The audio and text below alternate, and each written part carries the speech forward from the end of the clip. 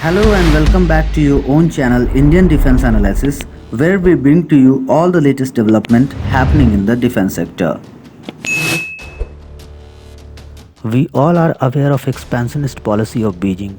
It has world's largest navy, even surpassing USA in numbers. Chinese research vessels have been quite frequently spotted in the waters of Indian Ocean.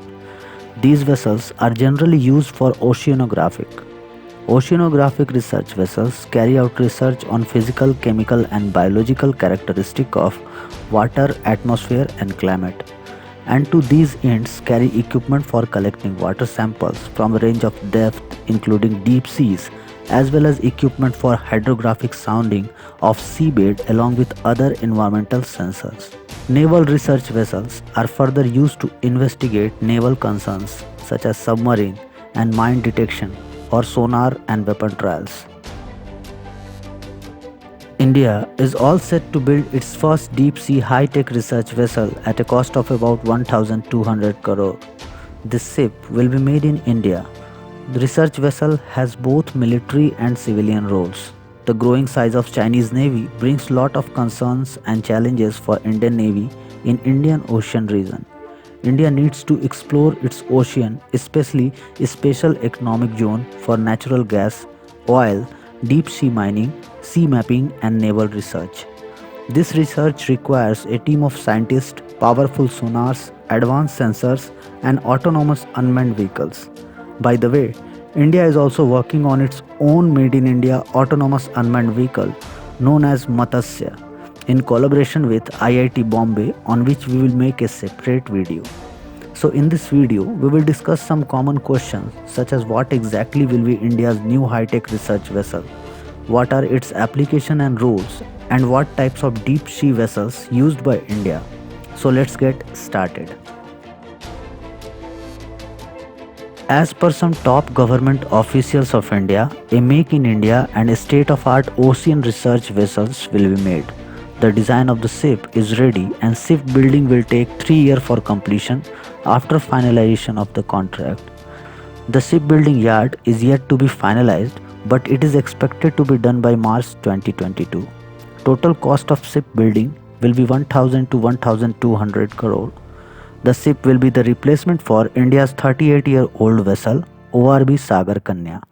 ORB Sagar Kanya is a research vessel owned and operated by India's National Centre for Polar and Ocean Research, which comes under Ministry of Earth Science. The new high-tech research vessel will have powerful sonar, radar, a small research boat, crane, advanced seismic sensors, vibration sensors, and will be capable of launching autonomous unmanned vehicles. Such research vessel can serve both civilian and military purposes. Oceanographic data is crucial for undersea operation as water and seabed condition affects the ability to detect submarines.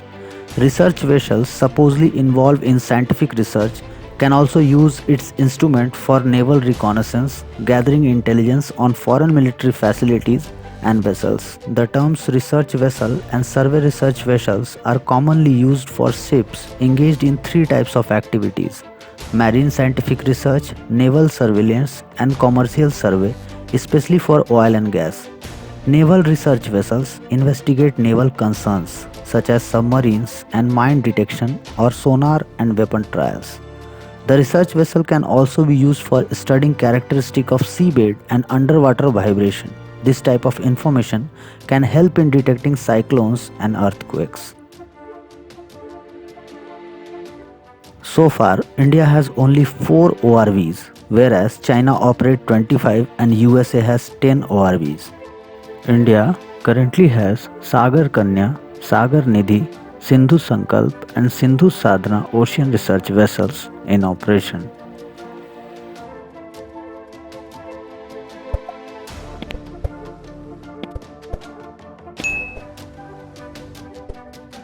This was today's update. Please let us know what is your view about these in comment section. Feel free to post your comments and suggestions on any topic related to defense sector on which you want to hear from us. With this, I would like to say goodbye and Jai Hind friends. Please like and subscribe our channel if you have not done already. We will soon back with more interesting and amazing development happening in the defense sector.